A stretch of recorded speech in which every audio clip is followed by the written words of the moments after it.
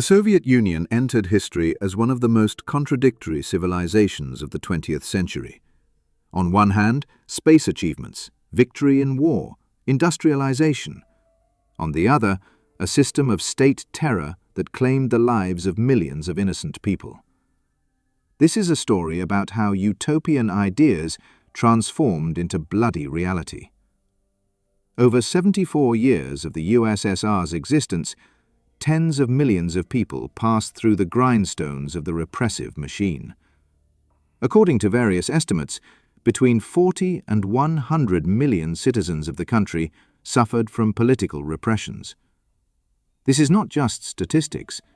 These are human fates, destroyed families, ruined talents. Why is this important to know today?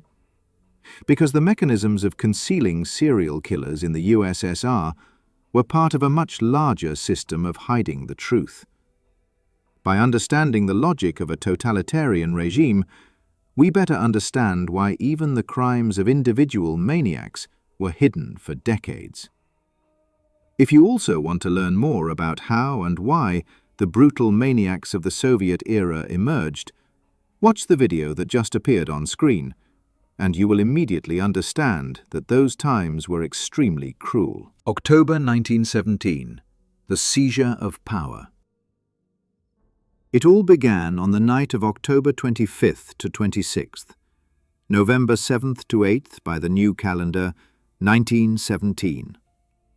The Bolsheviks, led by Vladimir Lenin, overthrew the provisional government and seized power in Petrograd.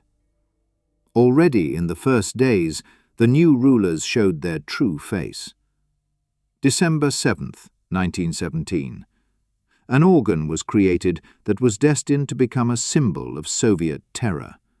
The All-Russian Extraordinary Commission for Combating Counter-Revolution and Sabotage, the Cheka.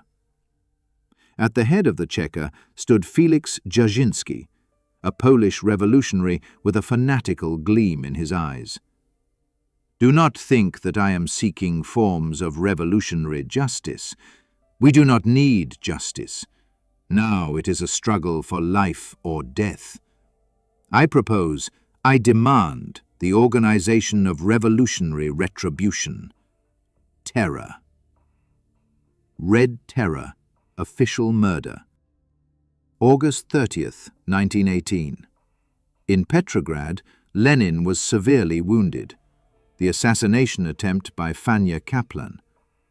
And on that same day in Moscow, the chairman of the Petrograd Cheka, Moisei Uritsky, was killed. This became the pretext for the official announcement of the Red Terror. September 5th, 1918. The Central Executive Committee adopted a resolution on the Red Terror. The Council of People's Commissars finds that under the present situation, ensuring the rear through terror is a direct necessity. It is necessary to safeguard the Soviet Republic from class enemies by isolating them in concentration camps. All persons connected to White Guard organizations, conspiracies, and uprisings are subject to execution. An organized, bloody massacre began. In the first 2 weeks of September 1918 alone, more than 10,000 people were shot. By the end of the Civil War, the count went into the hundreds of thousands. The mechanism of terror. The Cheka received unlimited powers. Extrajudicial executions, without trial or investigation. Collective responsibility. For one guilty person, entire families were shot. Hostage-taking, mass arrests of bourgeois elements. Concentration camps. The first ones appeared already in 1918. The victims were officers of the Tsarist army and navy, representatives of the nobility and bourgeoisie, priests and believers, Cossacks as a military estate, intellectuals and officials, workers and peasants who spoke out against the Bolsheviks. The geography of terror. The Red Terror engulfed all territory controlled by the Bolsheviks. Petrograd, In September and October 1918, about 800 hostages were shot. Among them, the Grand Dukes Pavel Alexandrovich, Dmitry Konstantinovich, Nikolai Mikhailovich, Georgy Mikhailovich. Moscow. A concentration camp was created in Butyrka prison.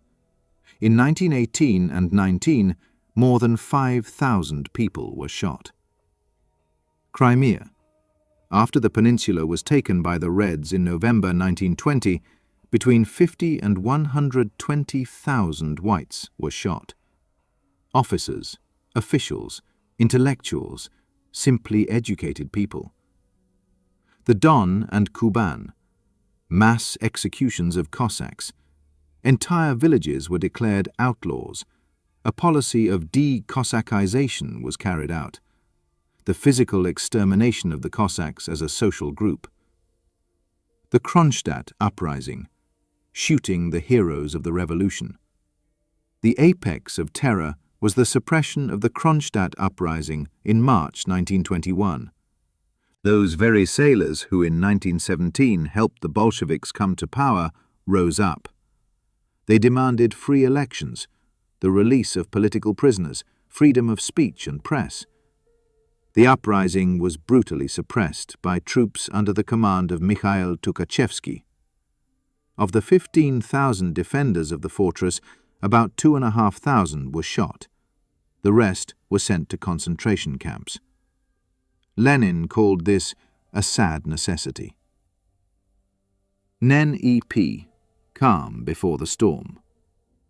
In March 1921, the 10th Congress of the Russian Communist Party adopted the decision to transition to the new economic policy. Mass terror temporarily ceased, but the repressive machine was not dismantled. The Cheka was reorganized into the GPU, the State Political Administration, then into the OGPU, the Unified State Political Administration. The name changed, but not the essence. Total control over the population. The first show trials. The Socialist Revolutionary Trial, 1922. In June through August 1922, an open trial was held in Moscow against leaders of the Socialist Revolutionary Party. 47 defendants were accused of terrorism and counter-revolution. The trial was completely fabricated. Witnesses gave knowingly false testimony. Documents were forged. 12 people were sentenced to death, later commuted to prison. The rest received various prison terms. The significance of the trial. This was a dress rehearsal for the future show trials of the 1930s. Technologies of coercion to confession, fabrication of cases, manipulation of public opinion were being refined. The Philosophy Steamer, 1922. In the summer and autumn of 1922, more than 200 representatives of the intelligentsia were expelled from Soviet Russia. Philosophers, historians, economists, writers, doctors. Among them, philosophers Nikolai Berdyaev, Semyon Frank, Ivan Ilyin, sociologists Pitirim Sorokin, Alexander Izgoyev, historians Alexander Kizevyeter, Mikhail Osorgin, economist Boris Brutskus. This was a soft repression. The intellectuals were not shot, but exiled. But the symbolic significance was enormous. The authorities demonstrated that there was no place in the country for dissenters. The Shakti Affair, 1928. In March through July 1928, a trial was held against 53 engineers and technicians of the Donbass. They were accused of sabotage. Supposedly, on assignment from foreign intelligence agencies, they staged accidents at mines and factories. The case was fabricated from start to finish. Confessions were extracted through torture. 11 people were sentenced to death, the rest to various terms. The Great Break. In 1929, Stalin announced the Great Break, the transition to forced industrialization and complete collectivization. In fact, this was a war of the state against its own people. Liquidation of the kulaks as a class. December 27, 1929, Stalin declared, "We have moved from the policy of limiting the exploitative tendencies of the kulaks to the policy of liquidating the kulaks as a class." January 30, 1930. The Politburo adopted a resolution on measures for the liquidation of kulak farms in regions of complete collectivization. Peasants were divided into 3 categories. First category: counter-revolutionary activists. Wealthy peasants actively opposing collectivization, subject to arrest and transfer to the OGPU for imprisonment in concentration camps or execution. Families subject to exile to remote regions. Second category: kulak activists. The remaining active kulaks, subject to deportation to remote regions of the USSR, property confiscated. Third category: remaining kulaks, resettled within the district to the worst lands, received the worst plots for farming. The scale of dekulakization. In total, in 1930 and 31, about 900,000 peasant farms were dekulakized. More than 4 million people were repressed. 1,800,000 people were sent to special settlements. The Holodomor, 1932 to 1933. The peak of repression against the peasantry was the artificially created famine of 1932 to 33. Causes of the famine. Inflated grain procurement plans. Peasants had practically their entire harvest confiscated.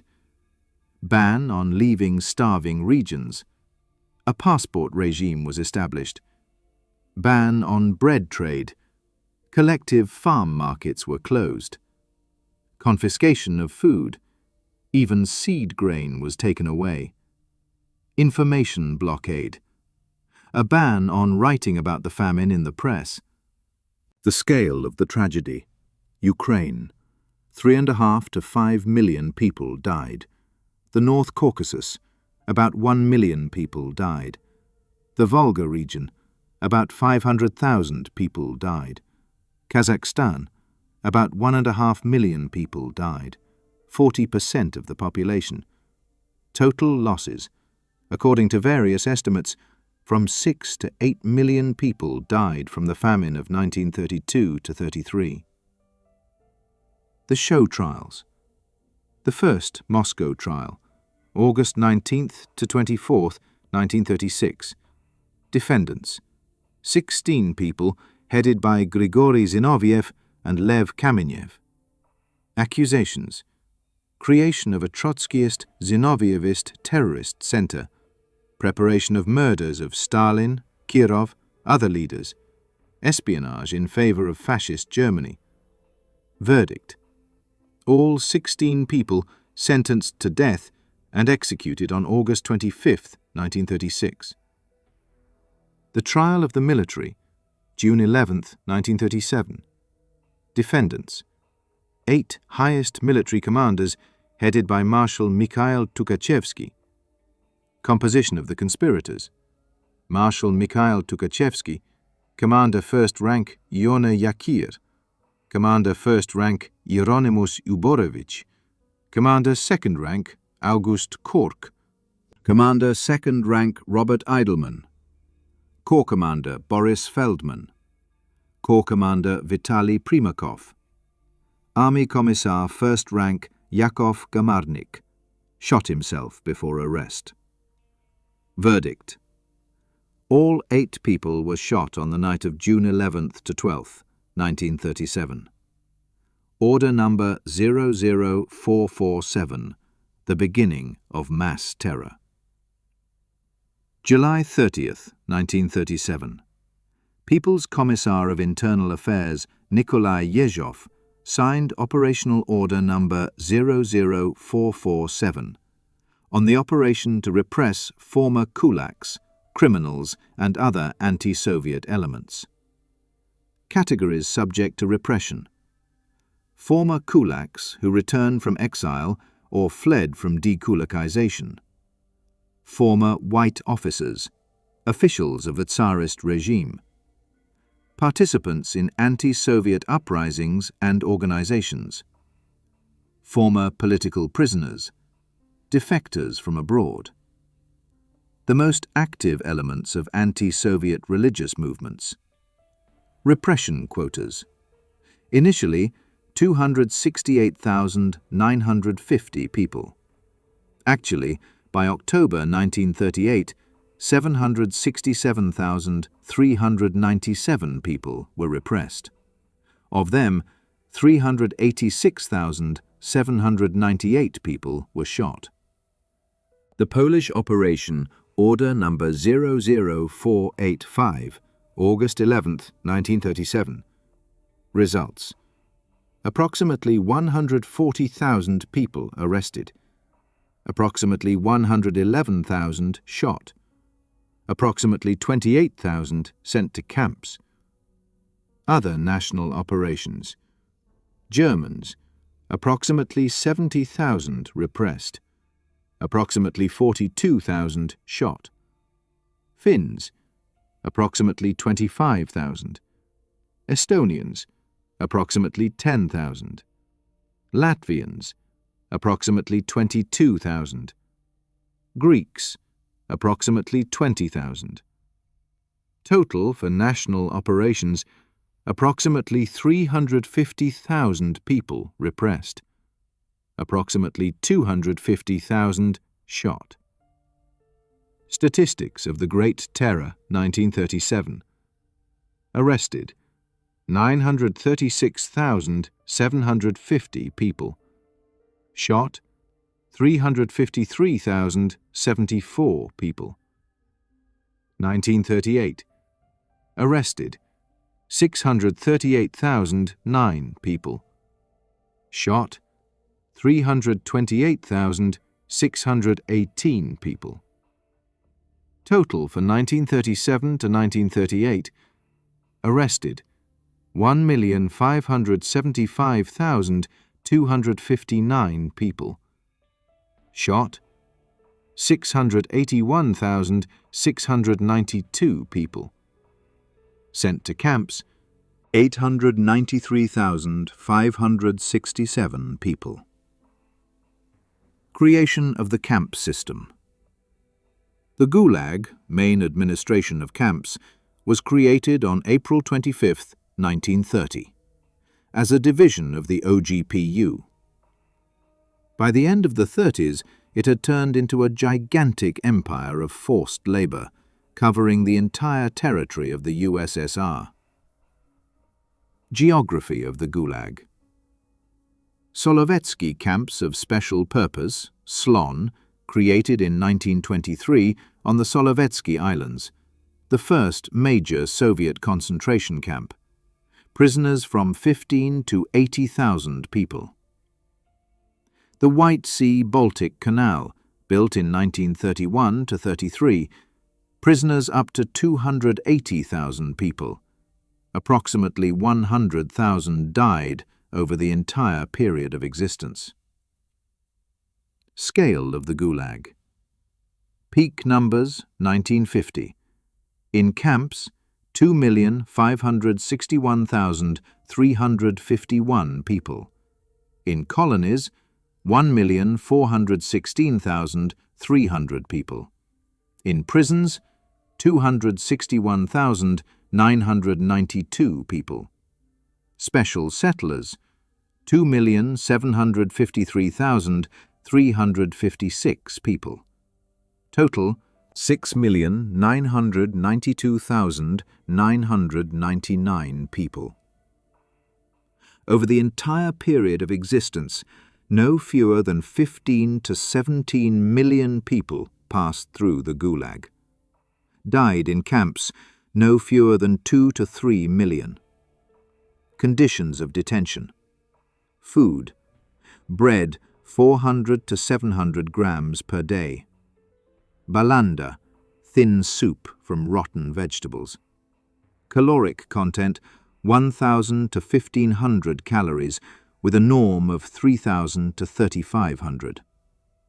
Workday, 12 to 14 hours per day, 7 days a week, in any weather, without safety precautions. Destruction of the party elite. The 17th Congress of the All-Union Communist Party, January to February 1934, Congress delegates, 1,966 people.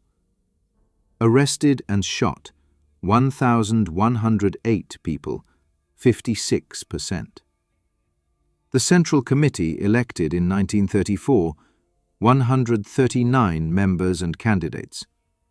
Arrested and shot, 98 people, 70%. The destruction of the Army High Command Staff, 3 of 5 marshals, Tukhachevsky, Yegorov, Blyucher, 13 of 15 Army commanders, 1st and 2nd rank, 50 of 57 corps commanders, 154 of 186 division commanders. Total repressed military in 1937 to 1938, approximately 40,000 commanders.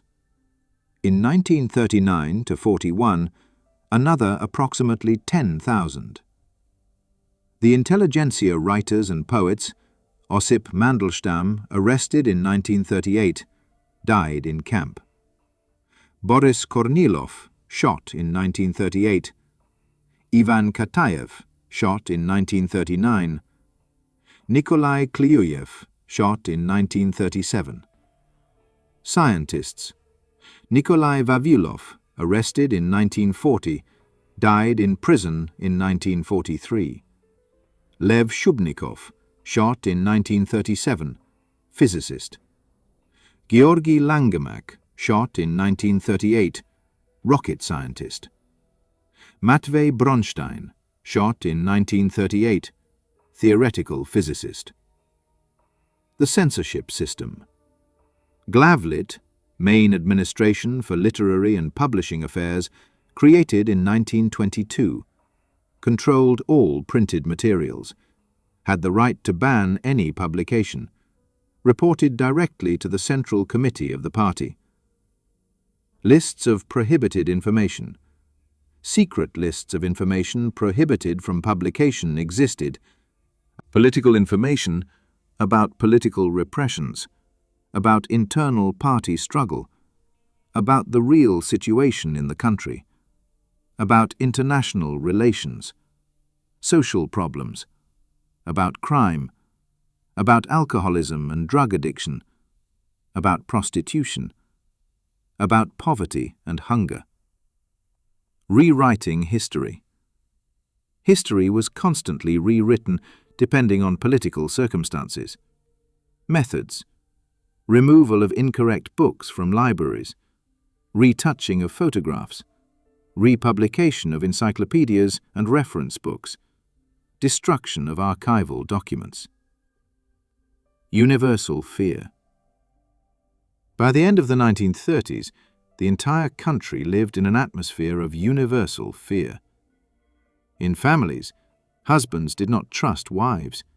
Children informed on parents. At work, colleagues watched each other. In public places, people avoided political conversations. The cult of informing. Pavlik Morozov, a 13-year-old pioneer who informed on his father. The father was shot as a kulak. Pavlik was killed by relatives. He became a symbol and example to follow. The scale of informing. 4 to 5 million denunciations came to the NKVD per year. 90% of arrests occurred based on denunciations. The ideological basis of concealment. If the authorities hid the mass executions of millions of innocent people, then hiding the crimes of a few serial killers was an elementary task. The logic of the system. Socialism cannot generate crime. Any negative phenomena are remnants of capitalism. Information about crimes undermines the authority of the government. Better to hide than to explain. Mechanisms of concealment. The same methods as for political repressions. Classification of investigation materials. Ban on publications in the press. Threats to witnesses and relatives of victims. Destruction of compromising documents. Comparison of scales. Political repressions. Millions of victims. Serial killers. Dozens of victims. In the context of mass terror, the crimes of maniacs seemed insignificant. If they were silent about the execution of marshals, then all the more they were silent about the murders of some maniac. The end of the Great Terror and its consequences. Change of course. In November 1938, mass operations were stopped. Mass arrest operations were prohibited. Extrajudicial troikas were liquidated. Unfounded arrests were prohibited. Change of NKVD leadership. Yezhov was removed and later shot. New People's Commissar Lavrenti Beria. The first wave of rehabilitation began. Human losses. General estimates of victims of political repressions in the USSR. Conservative estimates. Shot. 750,000 to 1,200,000. Died in camps. 2 to 3 million. Died from hunger in 1932 to 33. 6 to 8 million. Total. 8,750,000 to 12,200,000. Maximum estimates. All victims of the Soviet regime, up to 100 million, including wars, famine, deportations, demographic losses. A new wave of terror. After the war, repressions resumed with renewed force. The Leningrad Affair, 1949 to 1950. Leaders of Leningrad were repressed. Alexei Kuznetsov and Nikolai Voznesensky were shot. In total, approximately 2,000 people were arrested. The Doctors' Plot, 1953. Leading doctors of the USSR were arrested. They were accused of murdering Soviet leaders. A new wave of mass repressions was being prepared. Deportation of peoples Chechens and Ingush, 500,000 people. Balkars, 40,000. Kalmyks, 100,000. Karachays, 70,000. Crimean Tatars, 200,000.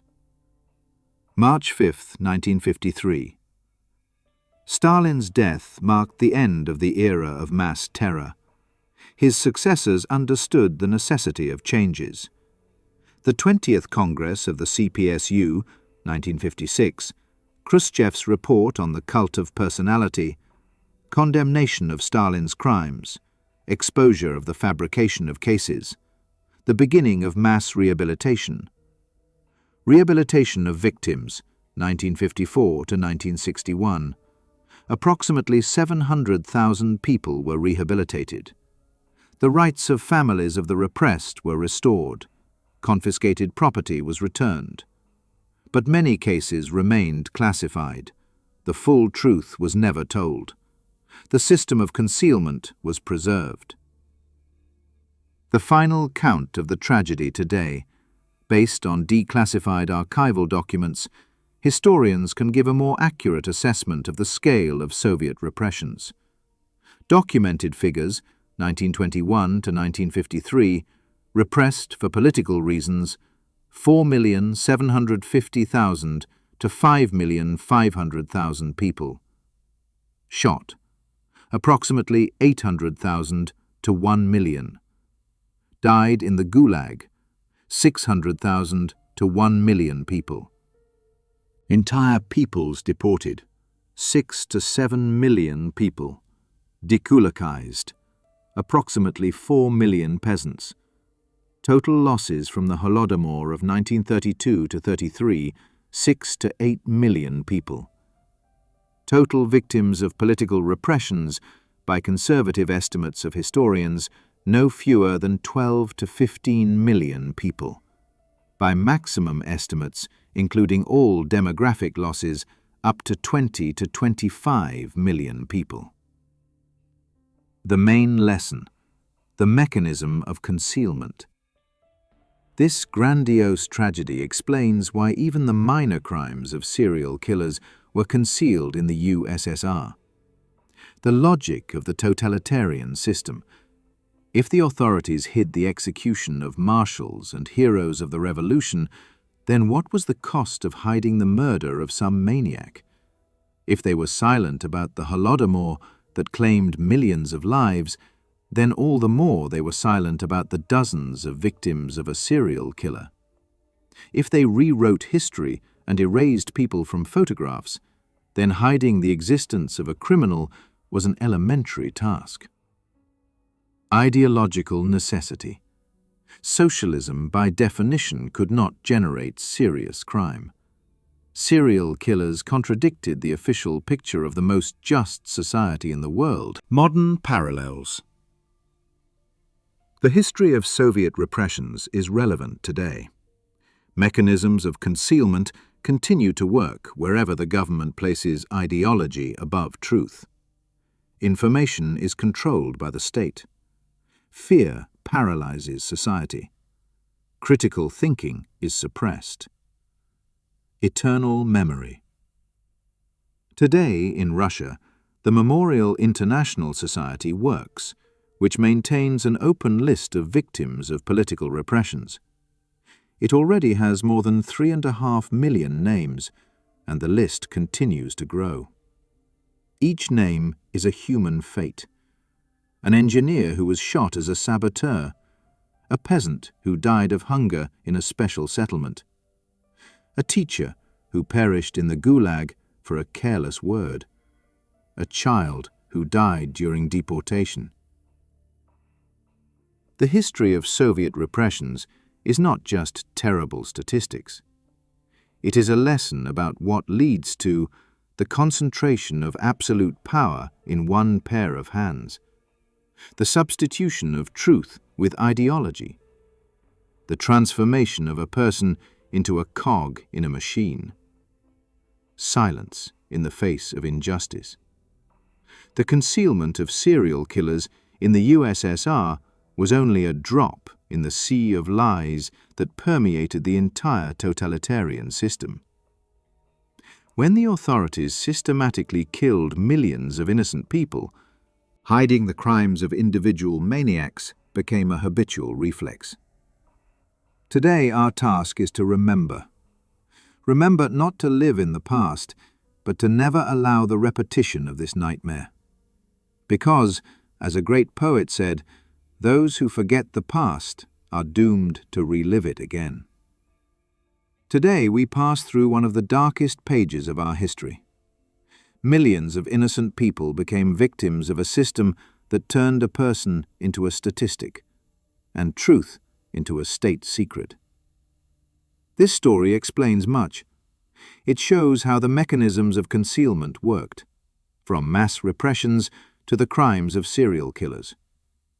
If the authorities could hide the execution of marshals and the Holodomor, then hiding the cases of maniacs was an elementary task.